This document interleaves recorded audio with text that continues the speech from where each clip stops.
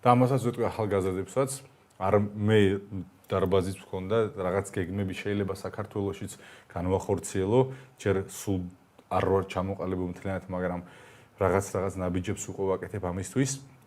როდესაც უკრაინაში, ოდესაში ვავარჯიშებდი და აი ბავშვების სექციაც გაგვიჩნდა, ასე ვთქვათ, არ საიდან არ ვაპირებდით, მაგრამ ამ უფროსმა ბიჭებმა თავისი ბავშვების მოყვანა დაიწყეს და ჩვენ ასე ვთქვათ, ვეცემოდით და რაღაც ვაზიანებდით სულ და ვთქვით რომ მოდით ეს აღარ მოხდეს და ცალკე ჯგუფი გავხსნით ბავშვები.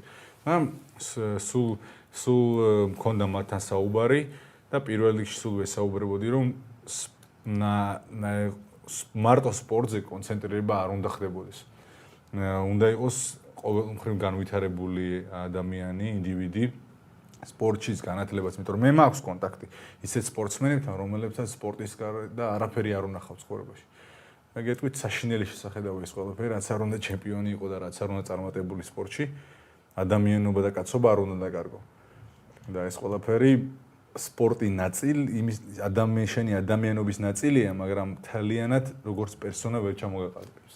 ისე ეგ პოსტსაბჭოთა სივრცის თემა გონია თუ და ვთქვათ ამერიკაში და იქაც ამერიკაში განსაკუთრებით უფრო რთული სიტუაცია. ჩვენთან კიდევ რაღაც კულტურა და ტრადიცია იმის არსებობს, რომ განათლებული უნდა იყო და მნიშვნელობა აქვს სადაც უნივერსიტეტში ჩააბარო რაღაც ისწავლო.